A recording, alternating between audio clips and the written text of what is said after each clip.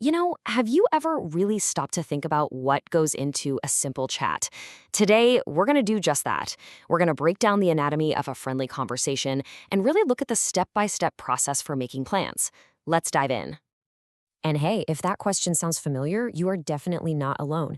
These unwritten rules for how we talk to each other can feel a little tricky sometimes. But don't worry, that's what we're here for. We're about to make it all crystal clear.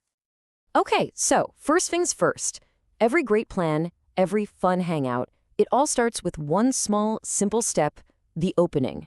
This is how you get the ball rolling. It sounds so basic, right? But this is honestly where a lot of us can get stuck. How do you kick things off in a way that feels friendly and natural, not awkward? This little phrase right here, it's pretty much your secret weapon. Hey, how's it going? Is so much more than just a greeting. It's an open invitation for the other person to actually respond. It's the perfect, low-pressure way to get a real conversation started. So what do all of these have in common? Well, they're all doing the exact same job. Whether you say what's up or how have you been, you're sending the same message. Hey, I'm happy to see you and I'm ready to chat. Honestly, the best one is just whichever one feels most natural for you.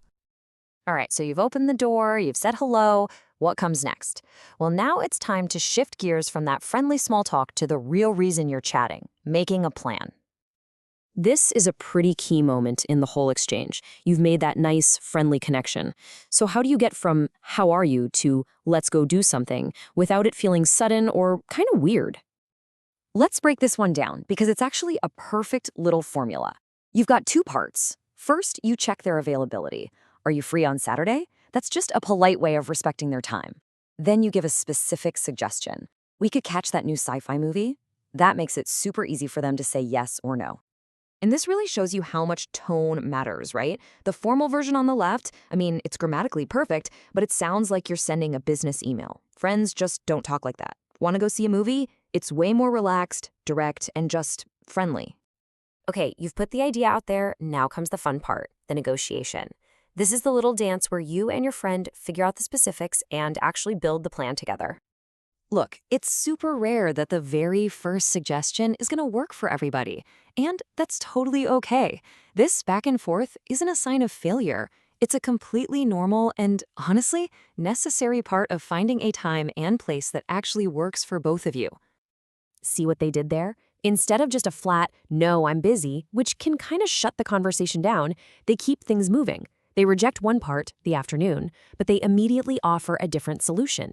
That is the absolute key to a good negotiation.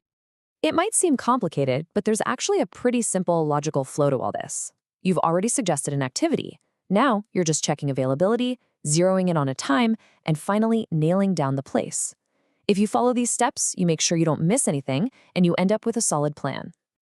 We are so close. You've agreed on the what, the when, and the where. But wait, there's one last super important step before you say your goodbyes. You've got to confirm everything, just to avoid any mix-ups down the line. This little sentence is like the final handshake of the whole conversation. It does two things so perfectly. First, it gives a super quick recap of the details. Saturday, 7 p.m., downtown cinema. Check. Second, that phrase, it's a plan, that's the verbal confirmation that seals the deal. You're both on the same page. Yeah, locking it in. This is a great phrase to have in your back pocket. When you lock in a plan, you're making it final. You're taking it from a maybe to a definitely happening. It's that moment a cool idea becomes a real event on your calendar. All right, the plan is locked in. Now what? Well, all that's left is to end the conversation. And just like with the opening, you want to make sure the ending is friendly, positive, and smooth. You got to stick the landing, right?